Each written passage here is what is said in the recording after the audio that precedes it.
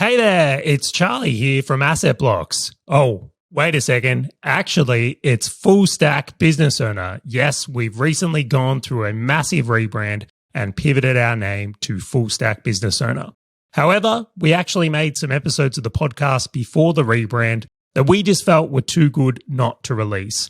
There was some really helpful and useful content that we think is going to help you win and become a full stack business owner. So we're still going to release this podcast. However, you will probably, actually I know you will, hear us reference asset blocks throughout it. So please note, you will hear us say asset blocks, but the show is Full Stack Business Owner, and that is what it will be called from now on. Anyway, I hope you enjoy these episodes, and I'll see you on the next episode of Full Stack Business Owner. Welcome to Asset Blocks, a business owner edition, because wealth creation is different for Australian business owners.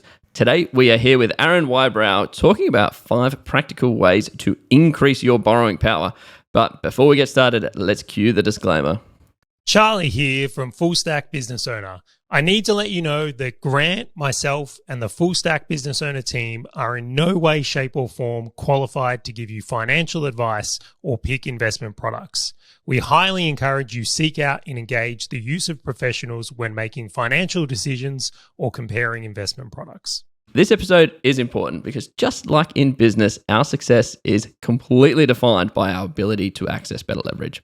No matter the type of leverage, whether it's team, partners, debt, etc., if we are limited by our leverage, we are limited in our results. And it's the exact same for wealth creation. Our success is defined by accessing the best leverage.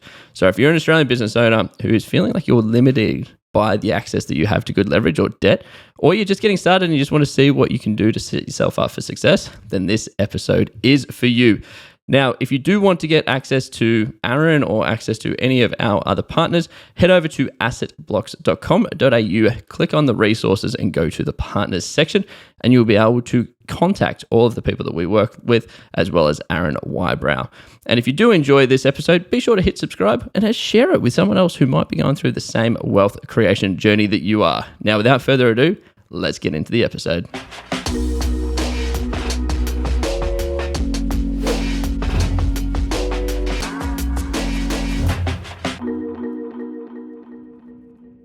Aaron is our funding specialist, has done most of my mortgages and I think most of yours as well, Charlie. So Aaron, in 30 seconds, for people who don't know or have never heard about you, tell us a little bit about you and your background. Yes, so I'm Aaron Whybrow. I'm a business owner, not unlike the listeners of the podcast. And the topic that we're talking about today, I've personally had to go through that journey myself to be able to get the right borrowing power for me and my clients. And it reminds me of a hobby that I have, and I play the bagpipes, and I'm called the bagpiping mortgage broker. And if you've ever seen the instrument played, it's quite complex. It could look simple at the beginning, but when you look at the instrument up close, it looks complex. And how you get to play them is that you've got to break it down into bite-sized chunks.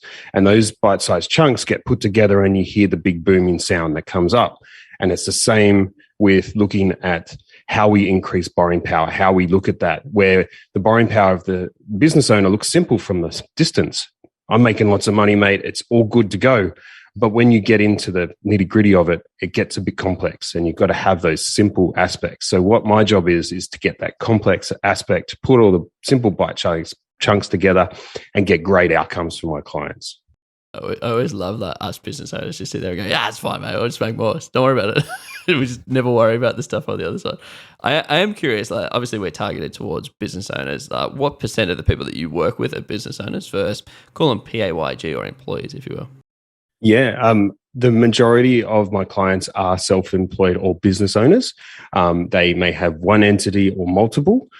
So around 80% of the business that comes to me, for me to write loans on, is business owners, and then the balance is helping our colleagues in PAYG land. I'm going to dive straight into this one. So I'm going to cut you off and just go, I'm excited for this one. I'm excited. I'll tell you why. I wanted to get in early and extend some exaggeration of why this is so important. It was so fascinating to me when I got into this world. Just like I had this view that it's like, cool, just make more money and it all works out. To Aaron's point, exactly what he said there. But as you go into this journey, there's been so many moments when I'm like, I didn't think this would matter. And it matters so much when it comes to accessing lending. And I think particularly in lending, which in our other episode, Aaron, we covered quite in depth, like if you need your financials to look a certain way, that's not something you can change overnight. Yep. That might be something you need to put like a year of work into or change things over a duration of time when it becomes way more relevant. And I'm hopeful that people will listen to this and just really understand, well, okay, these are the things I need to be thinking about if borrowing is going to be a part of my future, if this is something I'm going to want to be able to do more of in the future. So I'll get off my soapbox now and we can actually get into some practical ones. I just wanted to extend that how important this episode is really. Absolutely. I'm definitely going to be diving into like if you had time again at the end of the episode, like what would you do different? Because hindsight's always one of those killers, right? Like it's like, oh, if only I could go back 10 years and know exactly what I knew now, it'd be so different. But getting into this, talking about the leverage that we sit and have within debt, right? Like there is some serious power that we get from it.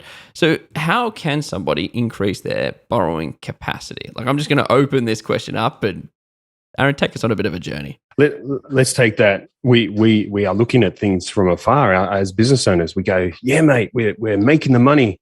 We can do this. I reckon we can get to the bank, and we've got lots of deposits sitting in our business. We've got lots of things going on. But then when we open the door to that can of worms, you could see, it does seem to get a little bit more complex than most. So I like to break this down into 5 chunks, which is where we're going to go on the journey today. And if we can break it down into some 5 practical ways that we can look at our borrowing, in addition to the, yeah, mate, I'm making lots of money aspect there as well. I love the, yeah, mate, I'm making lots of money. There's like the greatest summary of. You definitely have some tradies who are clients, don't you? Oh, yeah. Yeah. I was going to say, I'm like, sit there. I can't remember the last time I called you up, Aaron, said, yeah, mate. She'll be right, Akers. Don't worry about it, buddy. We are talking. She's fine. We're Australian business owners here, aren't we? She'll be right. She'll be I was a biggies. tradie. I know the lingo, right? This is exactly how they all spoke, and myself included at a point in time. But bringing this one back, we're going to cover 5 areas today to increase borrowing capacity, practical ones at that. Yep. Let's dig into number 1. Cool. Let's earn more money. Done. All right, number 2. No, I'm just joking. All right, let's pull this one apart. Okay. So what do you mean by like earn more money? Well, it's not necessarily earn more money, because that we're not always bringing back the yeah mate in here, but earning more money and in business is slightly different to just earning more money as an employee, because in business, as we earn more money, we may have expenses to get that money. So as a business owner trying to earn more money, we have to look at what the bottom line is. So the banks will always look at what's called the net profit. So if we go out and earn 10 grand more and it costs us 5 grand to do that, we only add in 5 grand. So knowing how to increase the income, and you have to look at the expense line of it as well. So for example, a business owner that is turning over a $500,000 business with a $200,000 net profit, or is it a business turning over $1 million and only having $50,000 profit? And that's a big difference when we're looking at earning more money as a business owner, because are we in an industry that is high expense? Are we in an industry that's low expense? An example of this as well, to look a bit deeper, in what we do, we work in media, Grant and I, a lot, or virtual businesses where we don't really have a cost of goods in the same way. That if you had a factory and you're building bikes, as the example we'll use here, if you wanted to create more income, you would have to like order more stock or raw materials to be able to put together that. So to grow, you might actually find in the business you're in that there's an investment to make first. You might actually make less income before you make more income.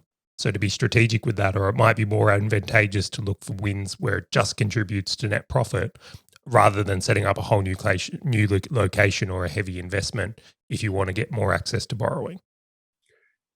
That's exactly right, and that needs to be known. As a business owner myself, I'm in an industry that doesn't have the same aspect like you talked about with bikes and the equipment materials that is needed.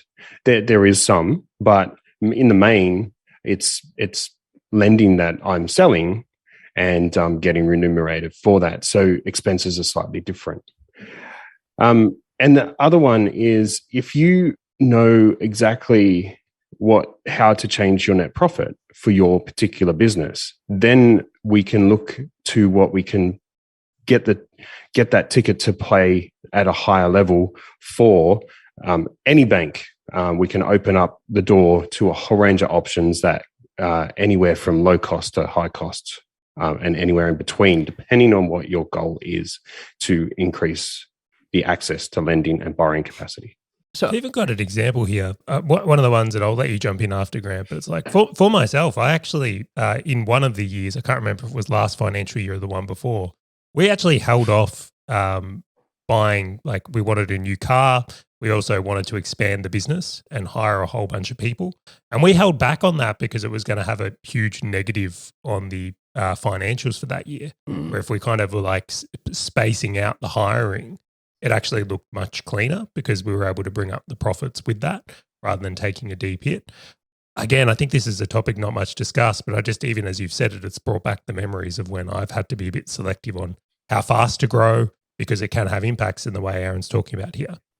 Yeah, and what financial years as well does it land in? And the interesting thing, just for people listening, because I remember when I started this out, and if you just said to me, cool, earn more money and think about net profit, right? Now, there is this layer between a business's net profit and how they're structured compared to my income, right? So my business could be doing a net profit of $250,000. Do I have to pay myself that $250,000 for the bank to understand that? Or is it just net profit in the business and happy days? Does it have to land in me personally is probably my question in order to validate this more income kind of point.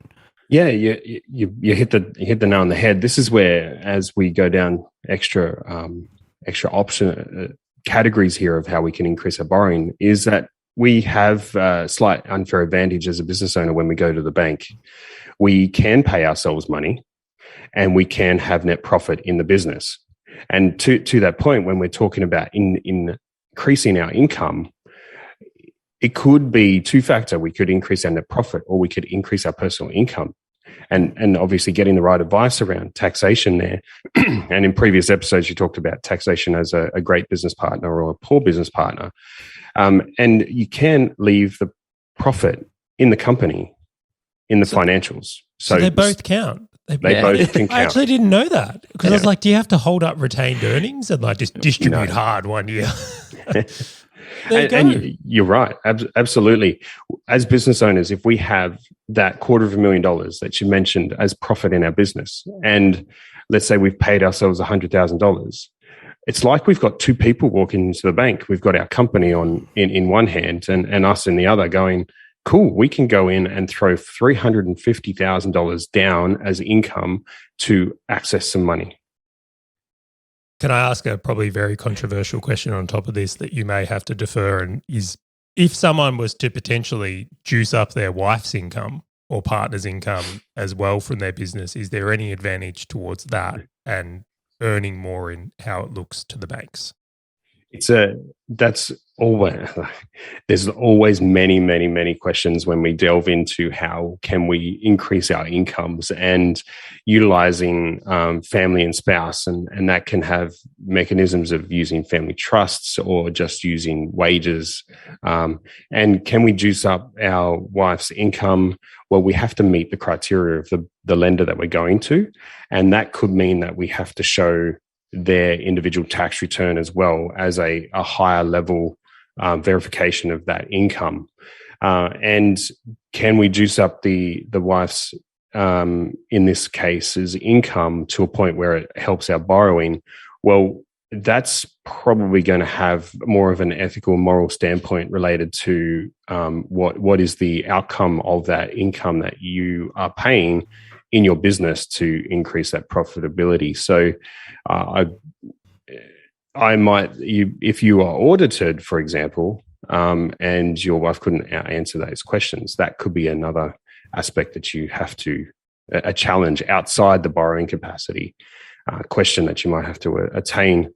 But usually when you're thinking about juicing up people's incomes, the banks will have a higher level of verification that they will want to put over you. Of course, I'm not suggesting anyone breaking any laws or being unethical. No. I'm just very curious there. And of course, you've seen my 2-year-old son Jack does security, right? Like he's an integral part of this business. No, don't ever go to your office. He's standing at the gate being guard dog right now. Like, Absolutely. I gotta earn it. All right, so that's point one covered here. We've covered point one. Let's lead away here. What's point number two? Point number two is to, you could say, double down on the debt. Pay down that debt you don't need or is sitting there in the drawer beside your bed. I've come across many different clients that have had credit cards just sitting in a drawer. And it could be because they went and got their own home loan one day and the home loan provider said, hey, here's a $6,000 credit card. Oh, actually, I don't need the $6,000 credit card. I just got an email saying it was going to cost that me more. was me. Yeah, and we can pick on the bank. It's like it was one of the big four banks until recently. It mandated you to have that. Did you get done by that as well, Grant? Yeah, I got one. And then I got an email. Then I got an email saying that it was going to charge me more per year for. I'm like, for what? How funny. And I'm in the same bucket with that lender too. I love it. How we all know the exact lender that this is. So I'm curious, right? Like, obviously, the credit cards on top of the mortgages, like, it is the greatest upsell they got. And fair play, they just made money off all three of us. Like, well done to the bank. What are the types of debt? Like, that is a pretty easy, good one to know. Like, what are the types of debt out there? The other type of debt that's not common, and I wanted to put this out there, is that as a business owner, when we're talking about the net profit and the personal income, and as that's amalgamated together, we may have educated ourselves. We might have put up our boots and our shoes, put our tie on, and went off to university to do a degree. And I'm a person that's done 2 degrees, and one I'm not using, one I am using right now. And you could build up a HEX debt or a help loan from the government to pay for your education. And if everyone should be aware, there is a certain level of income that you have to earn to start repaying that. And it's not uncommon for a lot of people to go, okay, I'm going to get self-employed and I'm going to pay myself next to nothing, and I don't have to ever repay that debt. But as we start unpacking the question about how do we maximize our borrowing capacity, we may have to cross that threshold of income to repay that debt, which then is the question to the bank. Do you have a HEX debt, yes or no? And we say yes. Now they're probably going to tap both your personal income and your profit, and then have an equivalent repayment to that level of income. Yeah, that happened to me. $36,000, and I'm like, I'm just going to kick this can down the road as far as I possibly can. Oh wait, it counts as debt against my borrowing capacity. I know we've got more types of debt to cover here, but I just want to highlight a point here that I think is really interesting, was on my own path of discovery.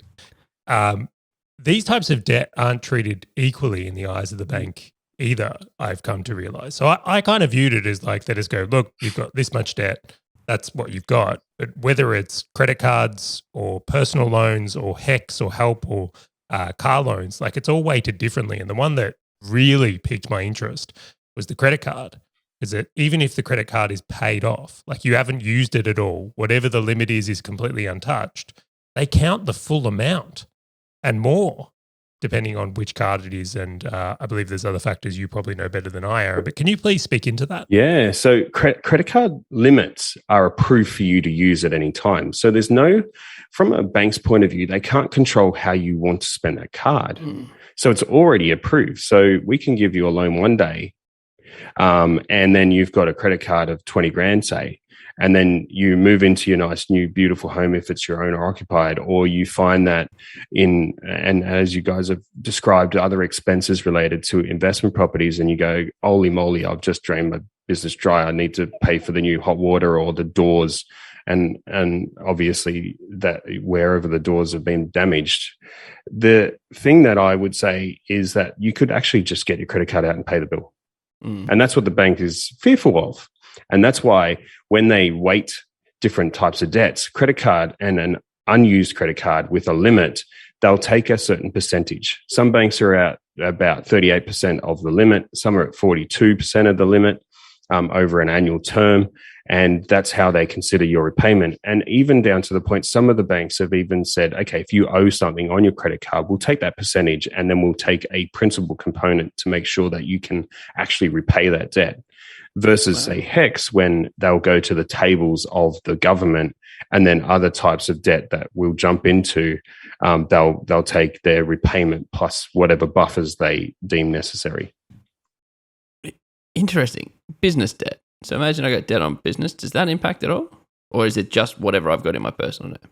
Yeah, so there's a couple of ways that when we look at paying down debt, business debt, if we are utilizing full financial statements, full company tax returns, full individual tax returns, when we go down the line of looking at a business, we always go to this magical sheet called the balance sheet. And for listeners, the balance sheet is past the income and expenses and in this area, and you go, what the hell is this non-recurring assets and liabilities and all this stuff? And in one of those statements, you might see that there's words like chattel mortgage, or you might even see a bank's name, ANZ credit card, overdraft. Those things are what the banks are looking at. So in that case, when we look at car finance or equipment finance, which is a common one because businesses need equipment to make money in certain industries. We'll put the net profit in. We'll put the loan that is required for that asset into the calculator, and then we, as business owners, have some funky things that we can bring out and add back in to try to accommodate for that debt. So we have to disclose that business debt in there, but then there's usually, if it's there's the good debt and bad debt, and that's a debatable topic. If it's a piece of equipment that's going to make you more money, there's usually a thing called depreciation and interest. And not to try to get too technical, it's just those two components are allowable to help accommodate that debt in your business. There are other types of debts in your business that will drag you down. And in some industries, they need the cash flow funding or other lending like that. That is a high interest rate, easily available, and short term. Yeah, and I'm glad I unpacked that can of worms. So the key summary there is obviously it's not just personal debt. You also have to consider the debt that sits on the business because they're both factored in. To your point, depending on the bank and the type of loan, obviously. I do want to ask one question. So is there, just before I jump on to point number 3, for this, is there a way to leverage some debt to pay off, like good debt to pay off bad debt? There is. To increase your borrowing capacity, you could debt consolidate some bad debt into a longer term to achieve a goal. Okay. Is that the right goal for you? Is it right to put, say, a car loan over a home loan term of 30 years? Is it right to put a credit card over a term of 30 years? That's a personal choice. Yep. And if I was going to throw my personality in there, I probably wouldn't want to do that because the car's not going to be worth much in 30 years' time. That is a mechanism that we can do, or we can look to which debt is going to be the less impactful on the servicing calculator. Yep. And we can also look at another aspect where maybe there is a type of lender that we can exclude the business altogether. Awesome. And I will ask one question before you do jump to the next point, though. I'm just, we want to make this episode as practical as we can. It appears to me in what you're suggesting here, Aaron, that someone would really want to look at what debts they have, what type they are, and potentially eliminate some of them before going for borrowing or accessing it. So having that conversation with someone like yourself. But I want to give people just a little hint. Is there any ones you would just go, cool, if you've got some of these debts, start plowing away, start getting rid of them through business profits? It seems like credit cards is an easy first one. But how would you rank the other ones? Like, what's the top 3? Yeah, so credit cards are the easy target. Whenever I'm looking at a borrowing capacity and there's tight, I'm looking at the credit cards. What do they owe on that, and what is the limit? Can we reduce that limit? It's an easy way most likely, the government's allowed us to reduce our limits very, very easily. Even internet banking can allow that. Closing them off, on the other hand, can be a little bit of a nightmare. Personal named debts for a business owner are probably where I'd go next. So personal loans, car loans in personal name, those two aspects will drag your borrowing capacity down, probably bigger than the ones in your business. As I mentioned before, in your business, we have these things called add backs, and that can be delved into to balance out some of the investment you need to be able to actually make the money into your business. And the other ones inside your business, the first ones I'd try to get rid of is any cash flow funding. I would be hammering that out as quickly as you can to get back on top of your cash flow in your business prior to going for any further lending. Interesting. See, it's like I love unpacking this because I didn't actually know that one at all. In my mind, it's like whichever one's charging you the highest interest rate's usually the best one to get rid of. Yeah. By the sounds of it. Can I throw one more out there? Because there's a couple of lenders that are really targeting how much you owe at the tax office. So I'm not sure. There's probably a lot of business owners, and I may have even been one myself, where we might have carried a little bit of tax office debt to grow and then go back and address it. So tax office debt with a couple of the major banks is not something they want you to have while you go for a loan. So on your company, if you do have a tax debt, it's going to be another item that you're going to not be able to kick down the track too long into the future. I'm happy to go on the record right now. If you've got tax debt or you're running that type of strategy, you shouldn't be investing till you've sorted it out. It's like that's just bad business in my books. To your point, I accept some people do it to grow a business, but once you fix that business, you should pay that back before heading into this path. Well, it's also always looking over your shoulder, right? Like you're always going to be like looking over your shoulder. Am I going okay? Is the ATO going to knock on the door? And first thing they knock on the door, they're going to be like, "Well, you just bought a house. Like, what are you doing with our money?" So, like, I completely concur with that as well, Charlie. And yeah, I'm interested to progress this because we've got so many of these points. I'm going to dive into number 3. Now, I won't steal your thunder, Aaron. Go for it. You go. No. I'll let you go and do it. So let's maintain your budget, both personally and business. So maintaining your budget. So obviously, we know it's good practice to have good cash flow, making sure we can meet all our commitments, pay our wages and our staff in our business. And as business owners, we usually are focused more on the business side to make sure that everyone is all paid. And then we'll pay ourselves money. And then we'll look at our personal bank accounts and maybe there's not much left, or maybe there is lots left. And we need to now make sure that we can address what we need to do with maintaining our personal budget as well. And little things. For example, we might look to, if we control our personal banking and our business banking, a lot of the lenders around borrowing power are going to ask you for their bank statements, for your bank statements, sorry, not the bank's bank statements, the person's bank statements. And in those bank statements, they're going to look to categorize your living expenses slightly differently.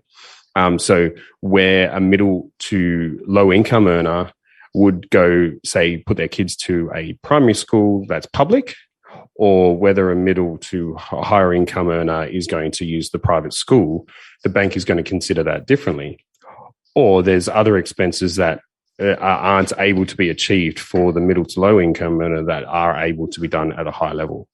So maintaining your budget and identifying those discretionary expenses and the ones that are needed are going to help your borrowing capacity improve and for you to maintain creating those deposits that we need to continue to invest.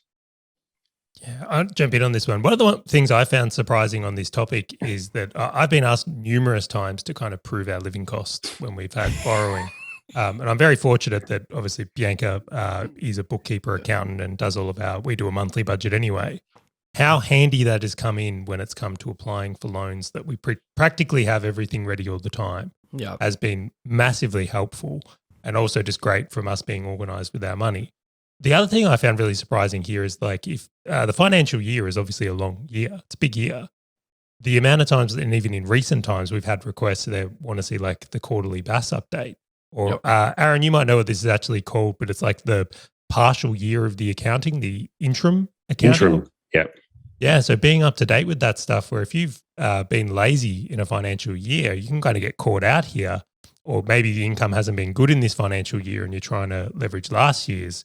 Like it really pays to follow and keep good budgets here when it comes to accessing finance. I can echo that point there, Charlie, is that in my business, I will personally take control of the whole business aspect of the budgeting and things, and I will communicate to my wife, and my wife will take care of the personal aspect. So there's not just one person looking at both aspects, being the business owner and the personal side. I'll actually get my teammate on my side, communicate with her, and then when I need, to your point, when I need different things around the personal side, I'm going to go to my wife to get that information, just like you do, Charlie, to Bianca.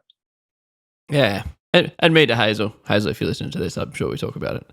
But, it's really interesting around managing these budgets because I'm one of these people that not every single month do I get paid the same amount, right? Like, does that have, when I'm maintaining a budget for the business to say these are the things that I'm looking to try and achieve, and then when I'm obviously paying myself from my business, right? I guarantee that most business owners listening to that will not just go, cool, 10 grand every month or 5 grand every month or 20 grand every month. It's almost like, awesome, this is what I'm doing in my business. I'm moving this across.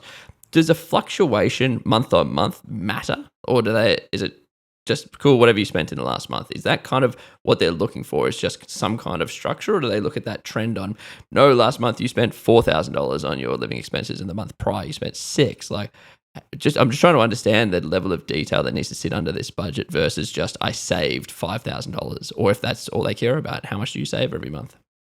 That's great. The fluctuation of your income is probably not the thing they're going to be looking at, because as business owners, we know we are looking at either an annual sense of the word for our income to put into borrowing power, or we can break that down into quarters for other types of lending.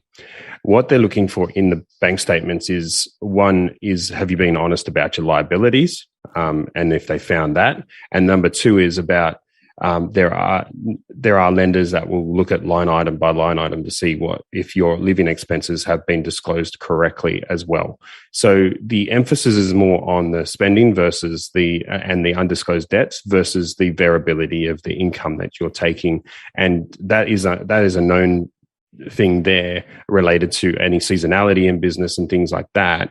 That's why we have a longer time period for self-employed or business owners to borrow, but also to the fact of your once-off expenses. So Christmas, we go for a holiday and that's just a once-off expense. So that has to be accommodated into what we look at when we're looking at bank statements. But to that point too, if you're looking at maintaining a budget is a great thing to do, just because it maintains your ability to keep saving and keep investing. And there are a few lenders out there that won't need your bank statements. So bank statements provided to the lenders are probably the worst case scenario, but there are some lenders that you don't have to do that. I love it. And it always comes back to what we say, Charlie. It's like, if you just save $5,000 every single month at least to go and invest in assets, like you're doing well. Like you're on that road, because the incidentals is what I'm getting at. It's like the incidentals don't actually matter that much, right? If it was $10,000 this month in your savings or $5,000, like the maintaining the budget and making sure that you always hit those sort of key targets along the way, super, super critical. What is it? What gets measured gets managed, right? Yeah. If you're diligent and understanding this, of course you're going to adhere to this. Like I don't know anyone that doesn't, whatever gets reported and measured in their business generally appears to be the area where they succeed. I agree. Wholeheartedly. How cool is that? When you look at something, it grows. When you look at your numbers, it grows. You feel like it's miraculous, but it's interesting. You measure it and it goes. The other little point around budget too is that you've got to be careful as a business owner sometimes when you are buying personal expenses, like at the fuel. You're buying your fuel for your car, for your business. And if you tack on something else, you may have a budgetary thing to address as you go forward in business too. And that can be a budgetary trap, not necessarily around borrowing power, but there's probably other things to think about when you do it that way as well. Yeah. Such deep rabbit holes on this one. So when we're looking at obviously increasing our borrowing capacity, what's number 4? Number 4 is the A grade asset. So how we unpack this is, how does your asset you're buying going to impact your borrowing power? So I jumped onto good old Google to check out what the average rental yield in Sydney is. And we're looking at a rental yield of 2.5%. 2.5%. We can be generous. 2.5%. Right? I'll say it is. All right, let's go 2.5%. We trust you. So if you're going to borrow for purchasing $1 million, $2 million, $3 million property, and you're getting 2.5% rental return on that, or do you buy an asset that is $500,000 that is going to give you upwards of 6% rental return? So here's the question, boys. What is going to impact your borrowing power? Which asset class? Do you know what? This is one, again, on the journey of learning. I'd like to think I know this answer now, but I will say it did surprise me when I was initially getting into this, just how much of a difference what we're about to unpack can make here. My understanding, Aaron, and correct me if I'm wrong, is that any income you get from your assets, in this case we'll use property as the example, counts towards your income when it comes to borrowing power as well. So if you're buying lower yield assets, and they might be great assets from a capital growth perspective, but that can actually impact your borrowing power negatively if it's negatively geared. But if you were to buy assets with a higher yield, this may enable more borrowing in itself. You could actually gain borrowing power by going after high yield assets. Am I close? Absolutely. Nail on the head. And it's, you're right. The personal choice about the asset is the business owner's choice about what they want to invest in, and that has its own consequences. But on a mathematical equation, which one's going to increase your borrowing power? And it's going to be the one that gives you the higher rental yield, that you actually get money at the end of the month, after all expenses are paid. And that is also going to give you the extra capital that you may want to do other things down the track if you've got 2 or 3 of those types of assets providing you that finance. And also, every property you buy with a rental income, if we want to target property, is going to exponentially increase your borrowing capacity. Yep. To the point that you can get to, I've been able to work with clients that now have rental incomes that far in excess of their personal income that they need to be able to maintain, and there's still ability to continue to borrow. So awesome. Do you know, I will jump in a bit further here, because this was so surprising to me, so surprising. It's like, if you become very, let's say, granular focus, and you just focus on buying the next property, and you go, cool, I really want this, and we'll use Sydney as the example, buy something in Bondi, which I imagine has a terrible yield. It's very expensive real estate. I don't imagine the rents support a high yield property there at all. So you buy that, you love it, you really, really want it, but there's just no awareness that you just shot yourself in the foot for any future borrowing. You're not thinking, how do I grow a great portfolio? You're thinking, how do I get the next property? Where if you're more strategic in thinking, how does my next purchase affect the one after and the one after that, it completely flips your mind on what assets you may want to actually get in your portfolio, the value of different yields, because you may want some growth as well, but to do it at certain points can make a massive difference. And ultimately, everything made sense to me when I realized why most people get stuck at 1 or 2 investment properties, because they've probably chosen the wrong asset. They've probably looked at this and played the game in the wrong way. Is that common in your finding, Aaron? Do you come across a lot of those people? Yeah, there's actually 2 types of clients that come in. Ones that want to go further and want to articulate their goals. And then there's some people on the other extreme that come to me to just get a deal rescued. They bought something, we'll pick on it. We'll pick on the 38th floor of a unit apartment in a major metro area in Sydney. We probably won't pick on the town. And now it's undervalued. And now the rental vacancy is too high. They can't get the right lending because it's too small in size. And it's just not, it feels like it hasn't been thought through. But obviously the asset class for someone else that knows what they're doing is good. But when you're rescuing deals like that, then you're going, okay, we've got that rescued. What are we going to do to try to pay for this? What are you trying to do next? What capacity do we have left to try to get that income back in? Like, it's not the end of the world with a low rental yield. You can always buy another higher rental yield if it's in your goals to help pay for it. But that's a strategy that you need to think about to be able to maximize your borrowing capacity. Just to clarify on that point, if you're a doctor, let's say you're a specialist surgeon and you have like literally $1 million income, right? And it's like you're going to have immense borrowing power with that, where things like negative gearing and low yields may offer a huge advantage to you. Tax benefit, yeah. Yeah, the tax benefit, right? So right strategy for the right person. But as a business owner, where you're someone who's like, all right, cash flow is really important to me because I've got liabilities that are very different to other people who are employed. This is where, like, personally, I don't like owning assets that cost me money because I see the impact of that. I want to stack positively geared or at least neutral geared things within what I'm doing.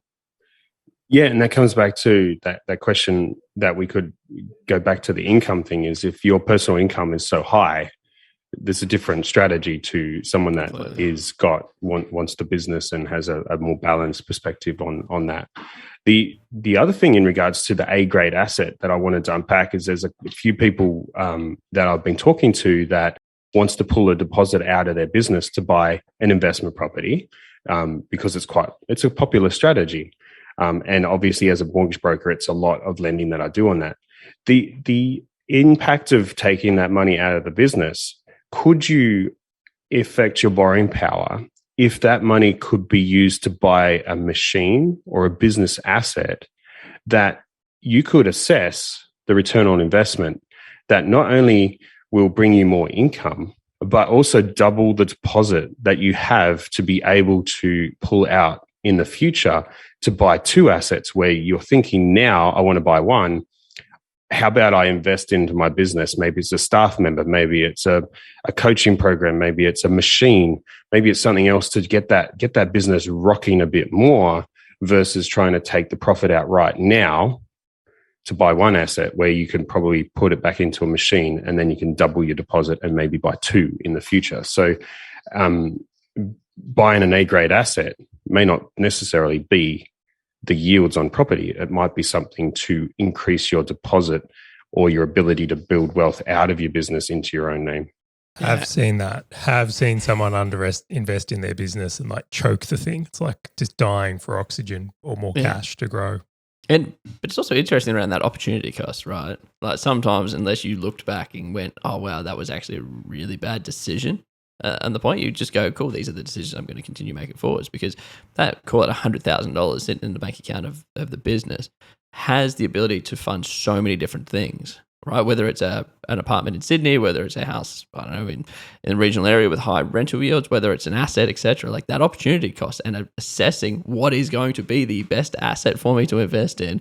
I think like that stopping and thinking is probably one of the most valuable things that any business owner could do. Because to your point, Charlie, I've got friends that they go and extract a whole heap of cash out of the business, and then 2 weeks later, 2 months later, they're going right back into the business going, oh my gosh, there's so many inverse impacts that I just did not realize taking that cash out was going to have. And then they rinse and repeat and continue to do the same thing over and over again.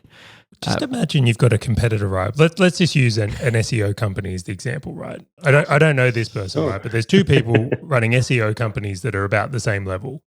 One of them is continually trying to pull the profits out to buy a property and he just stays here. The other one is like, no, I'm reinvesting hard and I'm going to have better technology, better team. It's like over 10 years, one eats the other, right? So it's like you have to be very, very careful of just thinking about the business environment. I don't want to be underinvested in my business. Like it's very important to keep that asset because it's the key to getting this other side of things in wealth creation working well. It's funny, anyway. as you said that, I knew two of the exact people in my head who could apply to that situation. Really? Did I strike close to home? I may not have known that. There was a good swing of that bat. So I'm curious, like before we sort of hit towards the end of this episode, number 5, right? Number 5, what is the 5th best way for us to increase our borrowing capacity? The 5th one gets a bit funky. I called it bank diversification. And it's really the definition of that is utilizing the right bank's policy for the right time that you are in at your business journey and income. So the examples of this, just to list a few, a lot of banks will look at 2 years financials and average them together. Some will look at 1 year's financials in isolation. Some will look at BAS or business activity statements that you submit quarterly versus looking at the financial statements. There's another one that to the point of the business investment, there's ones that will look at your regular, if you're lucky enough to do it, regular director's wages and exclude the business altogether. So those are some of the policies there, and also the buffers that the banks put on. So one bank for your investment property may allow you to use 80% of the rental income, and another will use 75%. Another won't care about what that investment property costs to you, and another will want to scrutinize your individual tax return about what costs are associated with your investment properties apart from interest that's paid on the loan. I want to jump in on this. This was my biggest insight in more recent times. So, Aaron, what you're suggesting is like the different banks have different rules. And depending on what your position is, you may be more advantageous with one lender or another. But how often do the banks change the rules? That laugh was just like... Yeah, I'm like, well, I mean, because I would have thought these are pretty set in stone, right? You know, you've got one of the big four. It's like they work out their criteria of lending and you just go, cool, that's them. That's what they do. These are their rules. Yeah. But how often do they change, Aaron? Maybe please elaborate on that. Cool. There's this little clause that sits in every lending contract, and this little clause that sits in every conditional approval that says the bank can change their mind at any time, depending on your circumstances and disclosures or not disclosing. So we commonly find when we go for a pre-approval, and we're talking business owners. So let's say we've done the pre-approval on 2 business activity statements, and the pre-approval lasts for 6 months. So we've got the pre-approval on the 1st of January. We now get to the 20th of June. It's still valid in the eyes of the client. But the bank then goes, no. We gave you conditional approval on September and December's BAS. Now we need March. And if March was poor, that now potentially goes against you. But the reverse is true. If March was high, then it comes there. And that's a common thing, is that when you are conditionally approved with a bank, they can change the rules at any time. Just as when you sign the loan contracts, it says the bank can give you written warning about a change, an interest rate change, and those other aspects as well. So how often do they change? The serviceability calculators, which is the word that we use to get your borrowing capacity, those all change even monthly. We've seen them even change even more frequently like that. They're benchmarks on minimum living costs. So we've talked about by maintaining your budget, but if you maintain your budget below what the bank thinks, the bank's going to take the higher amount. Mm-hmm. And if that higher amount changes because you've now declared more income, as a lot of banks do, your bands of how much you spend in the bank size changes. Is it the buffers around, so one of the major banks changed from using only 70% rental income to using 80% rental income and the expenses. And those changes, even though people don't see it, people don't know it. It's a bit like the analogy before. We go, yeah, mate, we're earning the income. We can go to the bank. But when you unpack the bank and you go, you've just changed this on me. I've just got my pre-approval 6 months ago. Now you've changed the buffers on my rental income. Now you've capped out my rental income yield and I can't use more even though I've got more. Or the other one is that we buy the type of security and then that whole can of worms around what levels of lending on types of security can come into the picture too. So rules change. Isn't it fascinating? But I'm curious, right? Like as a business owner, how do I play this? Is this yeah, mate, I'll just keep earning and then I'm going to call Aaron and he's going to figure out he's going to look through all of my financials and just be like, all right, cool. Well, we can't do that. We can't do that. We can't do that. These are the ones. You're basically describing my strategy. I will create carnage. Aaron, you fix it. Well, you got a specialty. That's yes. You? That is yes. Well, but this is the value of a good broker, right? This is what we're talking about here. Your ability to understand the rules of engagement and what you have available is there. It's correct. I've got to stay up to date with them. It's a key point. Like, where are my clients that are wanting to go higher? Yep. Where is their property portfolio at? Has any renters changed? When was the last time I communicated to them, just to make sure that I've got the current circumstances up front? Which lenders am I thinking of next? What alerts are coming in my email every so often about a new serviceability calculator, a new policy change? What's happening post in the current era related to changes of using directors' wages versus looking at business? These aspects I've got to be on top of all the time. And I suppose if I ask you guys what you're doing every day versus what I'm doing every day, you want to be able to leverage the knowledge that people have for the goal you're trying to achieve. So if you're trying to achieve borrowing, I'm happy to put my hand up. You need a broker. If you're trying to achieve other media aspects, I'm going to have to give Charley and Grant a call. Huge. Isn't that interesting? It's just like one of these things.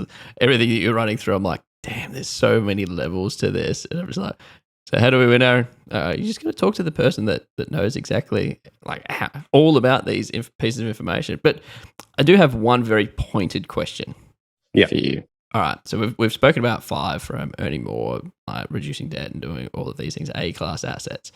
Right, so imagine someone's sitting here now and they're just like, I need to increase my borrowing capacity. Which lever do people typically pull first out of all of those 5? Oh, that's the good question, isn't it? They pay down the debt. That's the first thing that they'll. If we done borrowing capacity, that's the first thing that'll make it better, is to pay down the debt. Is that because it's so much easier, or is that because it slows them down enough to earn some more to pay something down, or is it just what you see as like there's always a low hanging fruit? So like credit cards might have $20,000 credit card. Okay, cool. You can drop that down to $5,000, and we've immediately got some. Like, is that just because there's lower hanging fruit that we can easily just grab at? Yeah. So the big thing is when someone's sitting in front of me, they've got a goal or they've got into a contract that needs to be actioned immediately. And the most instant way to change your borrowing capacity is to change that credit card limit, or look at the cash you may have additional to the goal of buying your own place, next property, things like that, to be able to pay out that debt, because it's an instant change. And banks know that it's an instant change and they accommodate that. And that's what we need to do to increase your borrowing capacity there. But then we've got all the other aspects that we've talked about today to work on to make sure that you can have long-term borrowing capacity. Is your dream that people actually think about this before they start committing to buying something? Is that like the dream? It's like, don't call me when you've already made a decision. Like, call me before you've made this decision. What is it? We want that unicorn to come in that's got massive amount of profit, massive amount of individual income. Their bank statements are clean. They got the highest credit rating in the world. They just come in and I can just sleep on clouds and get the work done, or sit at the beach and drink some martinis. But you know what? Life happens. We do things. We want to live. We want to have families. We want to invest. We want to actually enjoy things too. So I think we have to accommodate that life is there to be enjoyed where we can as well.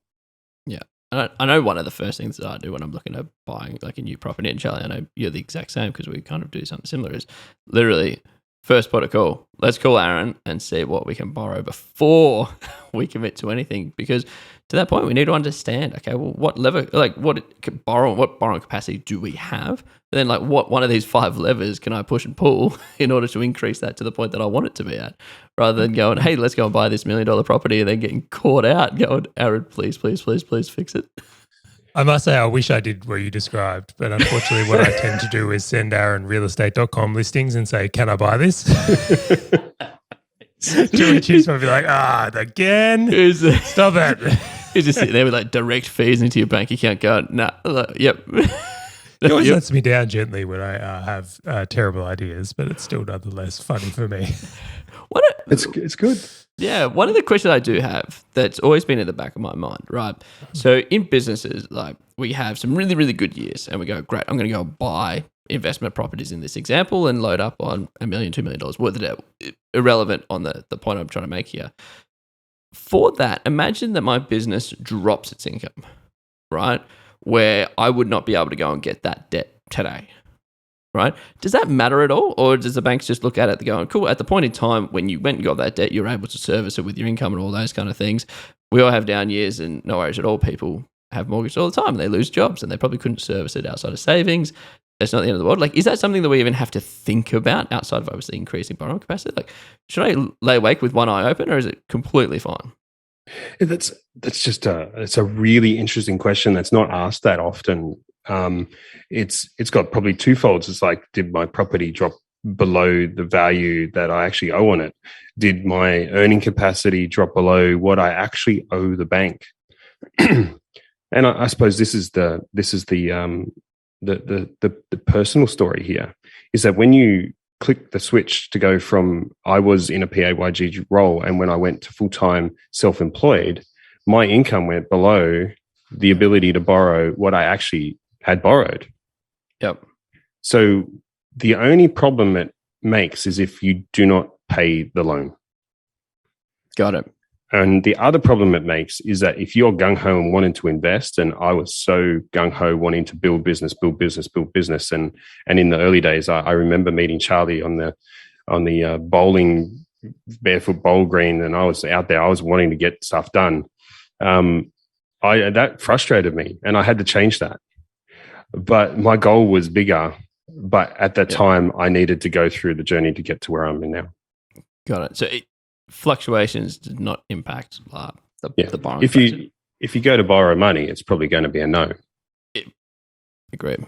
If you go to sell the asset that has too much loan on it to the value, it's going to be a problem. Yeah.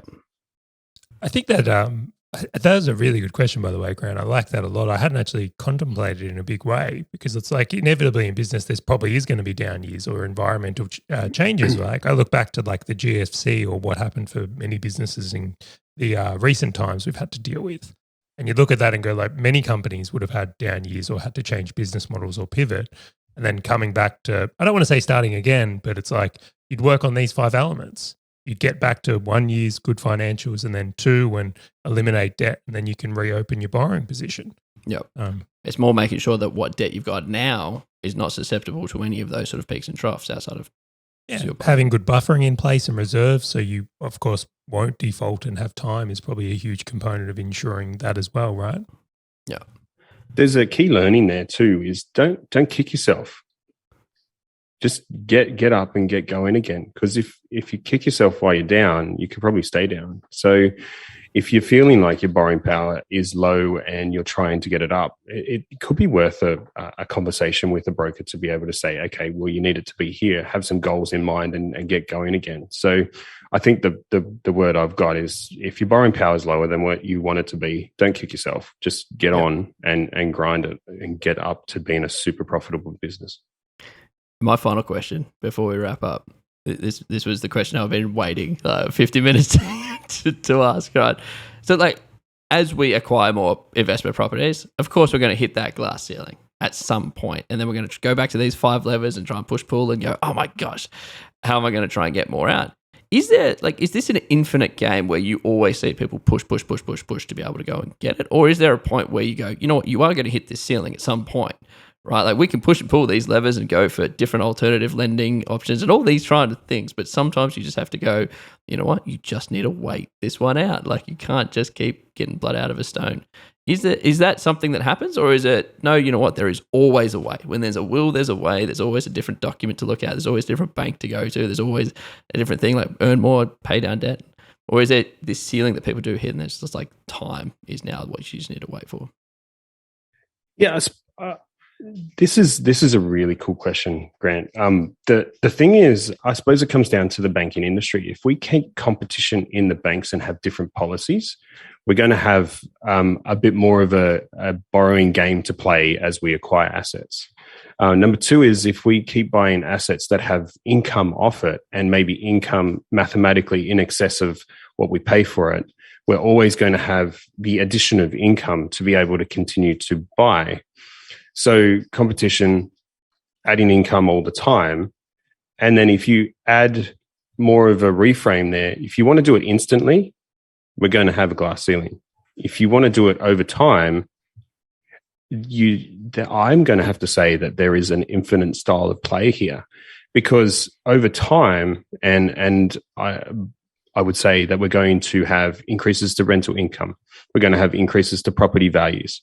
We may have increases to income out of the business. We may have what we just talked about, super profitable years to leverage up further.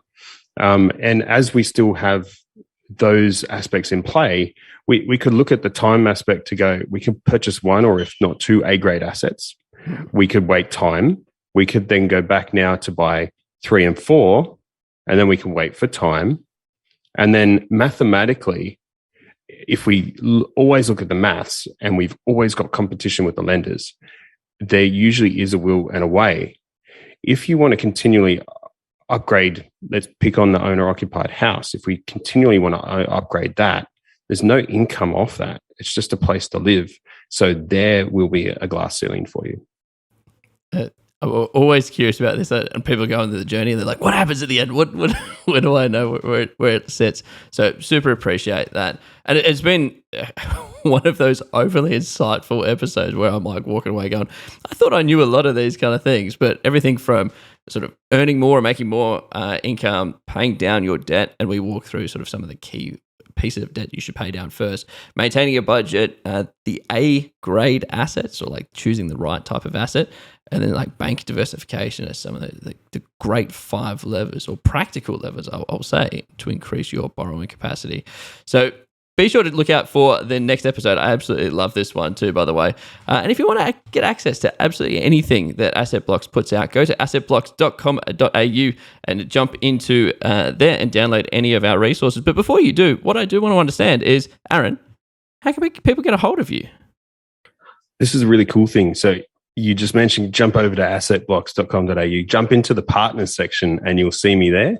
Or you can get me directly. You can go to my website on dandf.com.au or call my office on 0291 884488. dandf.com.au. Aaron, it's been an absolute pleasure. Be sure to subscribe to the show. And if you've got someone who knows that or going through these challenges around trying to increase their borrowing capacity, feel free to send them a link over to this episode. So thank you again for joining us, and we look forward to catching you on the next episode of Asset Blocks Business Owner Edition.